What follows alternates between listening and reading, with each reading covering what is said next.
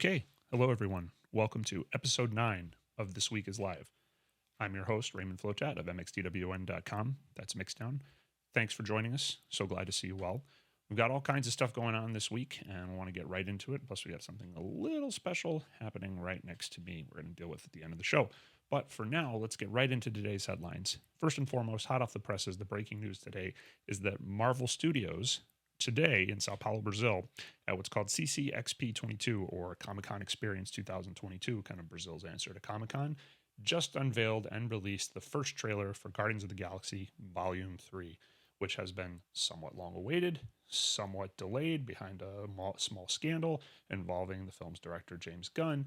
But then also just this past week, Marvel had released the first of a series of holiday specials, which was the Guardians of the Galaxy holiday special that James Gunn wrote and directed. This also comes on the heels of the news of after James Gunn returned to the franchise following a brief termination from it from the original Disney president, that this is going to be the end of his tenure working with Marvel and the Guardians of the Galaxy, and very likely the last film that the various actors that have portrayed the characters are going to be in, is that James Gunn is now going to be the head of the DCEU studio, which means, along with a few other people, he's going to basically ostensibly running everything that is Superman, Batman, Green Lantern, The Flash. All of the movie output for those studios is going to be run by James Gunn. Now, the trailer that was just released is kind of what has been hinted not so shyly by James Gunn in the last few months, which is that it involves seemingly an ending for all of the characters in the story, the way that, Avengers Endgame ended, Gamora having been brought back from the past, isn't necessarily so much in line with what they would have expected from her because it's not the same Gamora in their same timeline. And of course, as they're going in their story, it looks like a lot of hardship. It looks like a lot of hints towards the origin, especially for Rocket Raccoon, voiced by Bradley Cooper. And effectively, you want to draw too many conclusions from a trailer, but it also seems to hint very strongly at maybe they don't all make it out of the story alive. We'll see what happens when the movie comes out next year. But effectively, shown in this footage, which is, of course, a montage of many different things, are all the principal characters. Chris Pratt as Star-Lord, Zoe Saldana as is Gamora, Vin Diesel playing, Groot, the one-word character or three-word character, Bradley Cooper as Rocket again, Dave Bautista as Drax the Destroyer, the last time he will play that character, for sure, Pom Klementieff as Mantis, and then playing two new characters, which aren't entirely clear whether they're the villain or if they're a good guy, which will be Will Poulter as the very famous Adam Warlock from the comic books, and then Chukwudi Iwuji, who will be playing the High Evolutionary. Next year, we'll see what happens.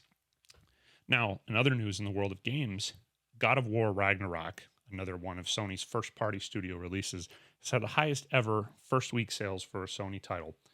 This title, in just 1 week, sold 5.1 million copies. The franchise is so popular, coming off of the previous God of War installment and, of course, the goodwill developed throughout the 2000s and 2010s by the franchise in general. This one, most interestingly, beat even last year's The Last of Us 2, which was one of the most anticipated games ostensibly ever made.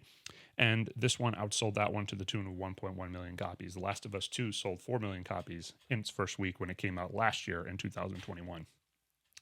Elsewhere in the world of television, 1923, not to be confused with 1883, is the newest addition in what I'm calling the Yellowstoneverse, or the Yellowstone Cinematic Universe, the Taylor Sheridan shared universe of stories that all revolve around the flagship and right now one of the most popular shows on television, Yellowstone's fictional world in Montana of the Dutton family fighting to keep and protect their farm, their land that's been in their family for generations. Now, this particular installment stars Harrison Ford as Jacob Dutton and Helen Mirren as Cora Dutton. Effectively, this is kind of a bridge between the previous year's 1883, meant as a prequel to show how the origins of the family controlling the farm, the Yellowstone farm, and this one most likely being Kevin Costner's character, John Dutton's parents, in terms of their role and handing on lineage in terms of struggling to keep and control the land. Just like the main Yellowstone, which you haven't seen, is a really, really good show in a general sense. It's a bit different. Season by season, the tone changes quite a bit, but it's a pretty wonderful show. There's going to be clearly a bunch of aggression, fighting, politics, everything that you can expect from what Yellowstone tends to be as a show each week and each week out. Now, in sad news, over in the world of music, Christine McVie has passed away yesterday, November 30th, at the age of 79. Christine McVie, for those who aren't familiar, was one of the principal players, songwriters in and off the years, not every year, but through many years, in Fleetwood Mac. Now, Christine McVie hadn't always been in the band, but had been in the band during a lot of its golden era, and of course their masterpiece album Rumors, along with Stevie Nicks, Lindsey Buckingham, John McVie, and Mick Fleetwood. And then, of course, hadn't been for some years, and then rejoined in 2014, and up until her passing just yesterday, was still a functioning part of the band. There isn't any details at press time as to exactly what the cause of her death was. All that the family has released thus far is that she died in a hospital, surrounded by her family, and it was after a short illness. There's nothing really yet as of press time that points to exactly what befell her, exactly what happened. But the whole world and bands across all manners of pop music have been basically issuing tributes in the last day because of how incredible her contributions to modern pop music were. Rest in peace to Christine McVie. And then lastly, Metallica, a little bit silent these last couple of years, have come back with a vengeance. And after it having been silent roughly 6 years since Hardwired to Self-Destruct, their last full-length album, they have announced their newest album, which is called 72 Seasons. Now, not to be outdone, Metallica decided to just basically, instead of like an elaborate staggered press rollout, a marketing plan, if you will, which a lot of bands tend to do nowadays, stagger out one song, one video, one thing, one announcement, one tour. Metallica just announced everything all at once. So the album is 72 Seasons. The tour is going to be called M72. I guess you can guess what the acronym is there. They released a new short but sweet song called Lux ÄTERNA. And effectively, the tour that they announced is a worldwide stadium tour. Now, for those of you that are keeping score, and those of you that have been watching the show each week or seeing it on YouTube after we broadcast it on YouTube following the live broadcast, we talked a lot in our last episode about the Taylor Swift stadium tour, which in its own respect is quite possibly the biggest stadium tour in maybe the history of music, and if nothing else, for a woman or a female artist in the world of music. And effectively, if you're keeping score, that was a 51-date stadium tour. This, at least in the United States and North America, in the United States, Metallica has 18 stadium dates, and the rest of the dates on this tour are all over the world and Europe. Now, what's interesting about this particular tour and what Metallica is doing with it is that in the United States and in Europe, what they're doing is each place they play, they're playing 2 shows. And each show, they're promising that each set list will feature no repeat songs. So that means each of the 2 nights will have a completely distinct set list from every other night. Now, not to be outdone with that, each of the shows features a different roster of opening acts of each of the 2 nights. So they're essentially taking 2 sets of opening bands on the road with them as they're doing these stadium dates as they go across the country. Now, what's important is in the United States, one of the nights is Five Finger Death Punch. They're fine. I'm not a huge fan myself. I'm sure some of you are out there. But then most interestingly, on the other night is the reunited, and call that in air quotes there, reunited celebration of Pantera, which features the 2 surviving members, Phil Anselmo and Rex Brown, teamed with Zakk Wylde on guitar and then Charlie Benante of Anthrax on drums. So they're going to be opening at least one of the 2 shows every city in North America where they're playing stadium. That's all for the headlines this week. And for this week's story, I wanted to tell a story that connects directly to this pretty incredible thing that you see sitting right here next to me that I've been teasing over the last few days. So I wanted to talk a little bit about Use Your Illusion 1 and 2, the album that this box set sitting next to me is entirely about. So when I was young, there wasn't really much of a concept of having money. You're a kid, your parents pay for everything. You don't really have much in the way of currency for yourself. Now, I did chores and I got paid to do chores. And in my house, the way my family did it, I had to clean my room, the living room, my mom's car. I had to clean my dad's poker room. And then I'd usually get $5 every week. Now, for me, as in, 7 through 11-year-old kid, that $5 went to me going to a, video arcade and getting 30 tokens to play arcade games. And that was basically my allowance. I got $5 to do all of that. So young people today, with your allowances, look at the amount you're getting and then imagine if you had to do all of that and get paid only $5. So that $5 I joyfully took, went to the arcade, got 30 plays at arcades at the local video arcade, which was still 40 minutes away from where we lived in Connecticut. And then effectively, that was all the money I had. Anything else that happened was essentially paid for by my parents. So what meager other money I had was in a master savings account that eventually went, when I was 10, towards basically buying, my first own computer. I basically saved up whatever little meager extra couple of dollars I got here and there my entire life to eventually buy a PC, like a Windows 3.1 personal computer. But I never had anything else other than that. Now, I remember quite vividly in 1991, when this album, or albums as it were, came out, every red cent that I had was basically what I put towards buying 2 cassettes of this album. And interestingly, I mean, one of the more famous albums of that early era of the 90s, I didn't know many people those first few years of the 90s that even had that album. And I know a lot of people that wanted me to tape it for them. And, friends and family basically wanted me to make copies of it because they were such beloved records. But I vividly remember my mother taking me into what was, at the time, a very popular CD store on the northeast section of the country. I mean, depending on where you were, there were different chains and there were different big box stores that controlled basically putting out, CDs and tapes in those days. And for northeastern United States, it was a company called Strawberries. Why was it called Strawberries? Honestly, I have no idea. Later on in the 90s, HMV became one of the more common stores, but in the early 90s, it was Strawberries or nothing. That was pretty much where you had to go if you wanted to find music, and you would basically pray that they had a copy of what you were looking for. So I went in there with basically every cent that I had that hadn't been saved for my, personal computer I spent my entire life at that point saving up for, to go to Strawberries with my mother to buy this album. Because at this point, You Could Be Mine had come out, and You Could Be Mine was the single coming off the heels of it, was also featured prominently in Terminator 2, hand selected by Arnold Schwarzenegger, because at that time he was a big fan of, modern hard rock music, and, basically invited the band to be a part of it. And effectively, then of course, had his own whole hard rock soundtrack thing when he did his movie Last Action Hero a couple years later. Now, essentially, on the strength of You Could Be Mine and what was happening in that song, I really wanted to listen to this music. At that point in my life, I didn't really like much music. So it might be surprising if you know me or if you've watched this show. I mean, I was like a lot of young kids at that point. I was probably listening to Michael Jackson or Bon Jovi. There wasn't much, I think Weird Al Yankovic. It wasn't much in terms of music taste that I was really into at that point.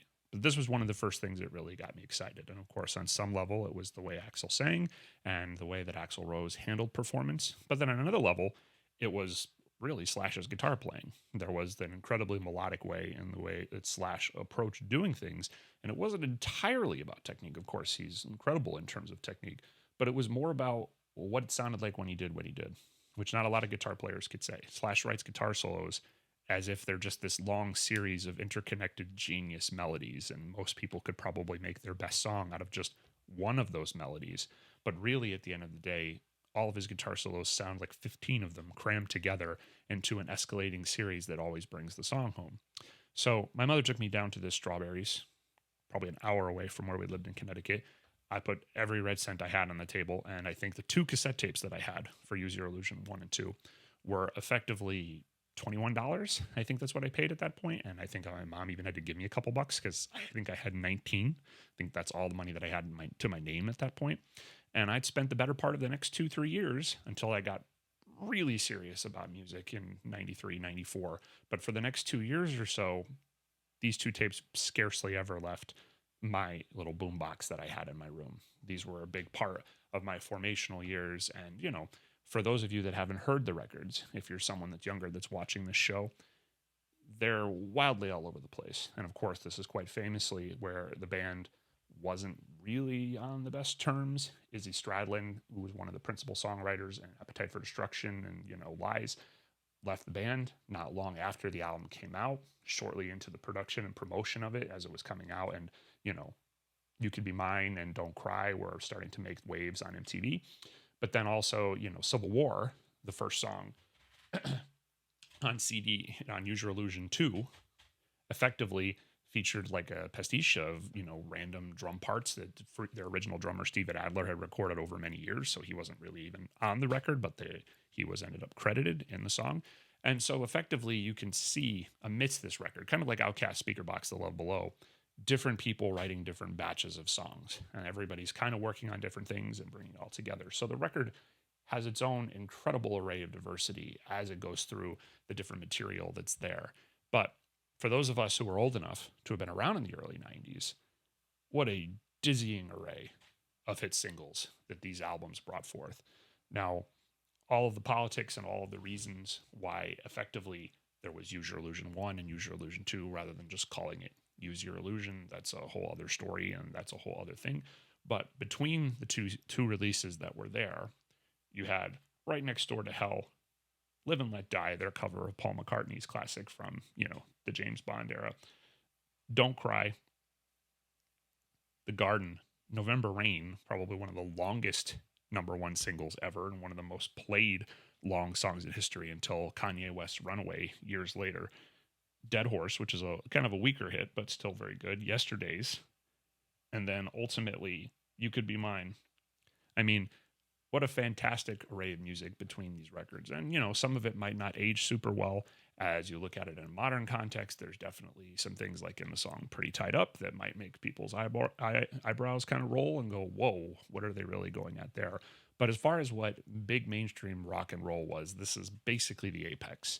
This was basically rock and roll at its most successful and the most grandiose, and lots of different things being tried. By the time you get to My World at the end of Use Your Illusion 2, it's practically industrial music. Axl Rose experimenting with keyboards and lots of samples and very little in the way of guitar. And everything about it is just a really, really, really great experience. Even my mother liked Civil War when she heard it back when I used to play these albums all the time, and we never agreed about anything when it came to music. So it always will hold a very special place in my heart, having been there at that moment, buying it on release day, on cassette no less, not even on CD, just buying it on cassette and having consumed this music so much. And it's the kind of thing that hits me as I see this majestic and ridiculous package here, which is probably far beyond what anything needs to be, but at the same time, something really, really worth it for two albums that were so incredibly special. It's just that experience, which of course you vinyl collectors, you'd have some sense of it because of course there are specialty shops dealing in vinyl, but most people, everything this week has entirely been about people sharing their Spotify Wrapped, year-end statistics, who their favorite artists were, or bands sharing their stats and their numbers. And the entire way that music experience works nowadays is almost entirely through streaming services. A lot of people don't really want to buy particular physical media unless you're, a giant vinyl collector, like I mentioned. People aren't really buying CDs or any other kinds of formats like that. People were buying downloads some years ago, but nowadays people just say, why not? Just stream it. But something about that experience of going and having to get this thing, to actually having to look and engage with the art and to really pick it open and leaf through it, read the album liner notes and go, as I was 11 years old at the time, and say to myself, who's Alice Cooper? And of course, that's silly looking back now 3 decades later. But of course, I learned something from that moment. I learned about Shannon Hoon, who, history remembers as, the lead singer of Blind Melon that tragically passed away, but he was also an incredible part of their massive hit single on this record, Don't Cry. So essentially, there's something that I have to weep for in some small measure that is certainly lost through the stains of time. As nowadays everything is just streaming, everything is just AAA, anything, anytime, anywhere, on demand. And we don't have the experience of going through and, looking for these things, to actually have the packaging and the display of them mean something. And, what's more, the concept of even, the association, the affiliation of doing it, it used to really mean something. Like if you were going to bother to spend $20 in 1991 to buy an album, it better be damn good. It better be something you're going to want to play. And of course, we could have a whole other show just on the downfall in the MP3 generation, what led us to the moment where streaming seemed like so much better idea compared to everything else that was happening. But really, at the end of the day, I mean, this is kind of where things went wrong, right? That not everything was able to be this level of quality. Not everything was possible to be able to, essentially have this level of depth and replay value. I mean, years on from that, you had The Downward Spiral and Smashing Pumpkins' Melancholy and Infinite Sadness. And Melancholy and Infinite Sadness was an excellent double album and a very worthy 2 CD record. And effectively, of course, on some level, years later, in the early days, 20 years ago, in the dawn of Mixdown, Outkast Speaker Box The Love Below was a wonderful double album in itself, which, kind of like Use Your Illusion 1 and 2, is regarded as two separate albums, even though it's really a double album. But at the end of the day, the era of the mid to late 90s and the years since, where, people really had this notion of music being something that wasn't so critical to keep, to own, to possess, that the association was everybody wanted everything, but nobody really cared what they had or what they kept. Laura Jane Grace, who, was originally known as Tommy Gabble, Laura Jane Grace, the lead singer of Against Me, wrote some years ago on their classic album, New Wave, "Is the culture now a product that's disposable? Are the punks still singing the same song?" And I have to wonder at some point, if this is where we've kind of waded into a place where these things that are so labored over, slaved over, and also so much money spent in this case, in this particular record, producing and recording and putting together, if it's here today, gone tomorrow. Something feels a little lost in translation in that respect. And I'm not trying to sit here as a technocrat to try to explain where I think technology is going to go and how the next technological medium is going to influence what is or isn't possible for bands to use in terms of monetizing what they do.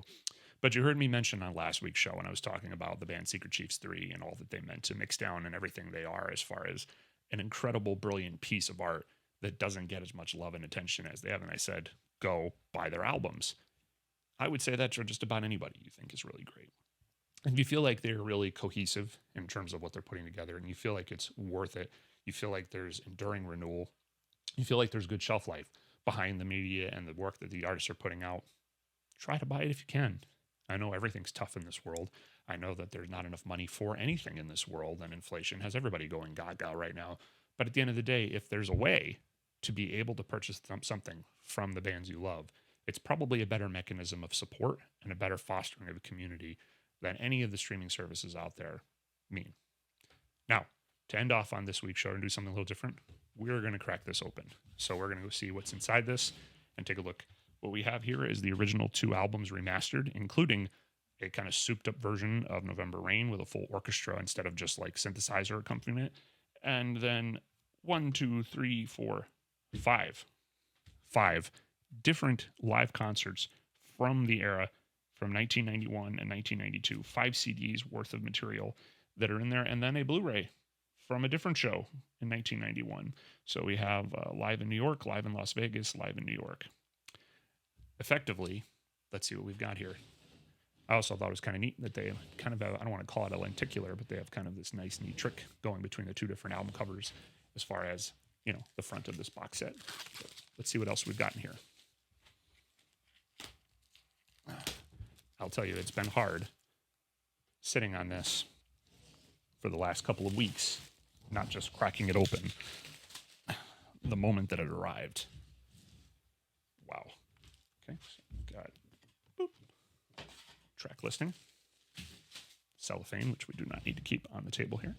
And then let's see what we've got.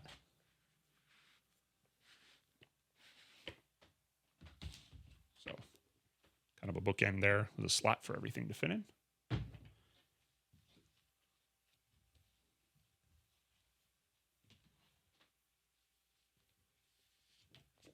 We've got vinyl size art. Looks like, yep, some of the lyrics from You Could Be Mine. Cherub and a dead cherub. Interesting.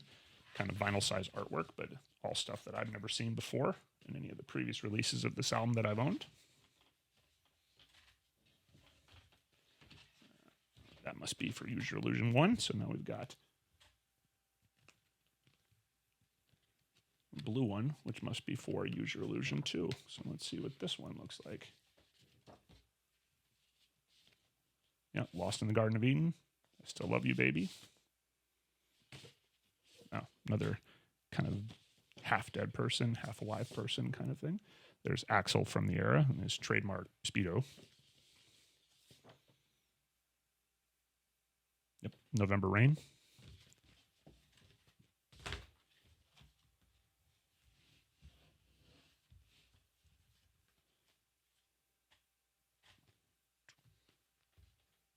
Let's see what's in here.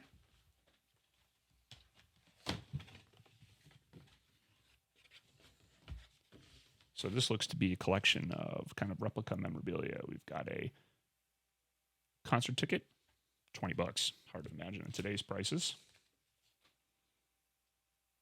Yep, before party guests. A working tag, so if you wanted to pretend that you were at a Guns N' Roses show and you were working. Yep. This was in a lot of their artwork. Probably don't want to show this because we're on Twitch here live, but this is the Perils of Rock and Roll Decadence. This is what their like guest pass look like. Yep. And the same thing. Try to cover that again. Just a different version of that as far as a guest is concerned. And then we've got photos from the era. Axl / Duff. This must be Gilby Clarke. Keyboard is Dizzy Reed. Drummer for this record, or at least most of it, Matt Sorum. And then the member who left not long after, Izzy Stradlin. Now we've got, this is interesting, kind of like a press kit. It says Conspiracy Incorporated on it. Yep, looks like a replica of the press kit from the era. Publication from the Guns N' Roses fan club. Fascinating. Little business card at the bottom of it. And this looks like a pretty famous poster from the era, made large. Let's see if I can get it open.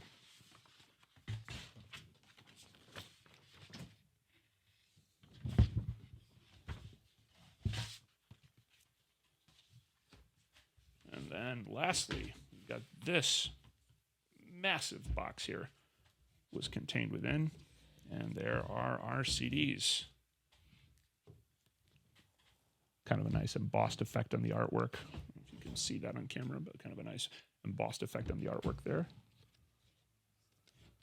Boom. Guns N' Roses, Use Your Illusion.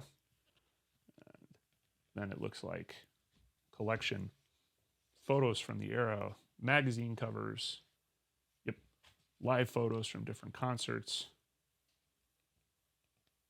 Now, if you're a diehard Guns N' Roses fan, oh, there's some lyrics that we just zoomed by. But if you're a diehard Guns N' Roses fan, the way people always were, look, some things from Geffen Records there. The way people always were, the Rolling Stones or the Who or Jimi Hendrix. This looks like the box set for you. So I can't thank the good folks at Universal enough for sending this along. It is gorgeous. It is incredible. And I'm going to spend way too many days listening to song after song after song and show after show after show of Guns N' Roses. I wanted to thank you all for joining me here today for this episode of This Week is Live. If you like what you see here, please subscribe to us on YouTube. Please follow us on Twitch. We'll be doing this every week, probably with the exception of Christmas, and then every week on Thursdays in the afternoon, usually between 5 and 6, whenever we get everything ready and we're good to go. Please join us again next week on Twitch. Subscribe to us on Twitch if you haven't already. And thanks again for joining us. So glad to see you well.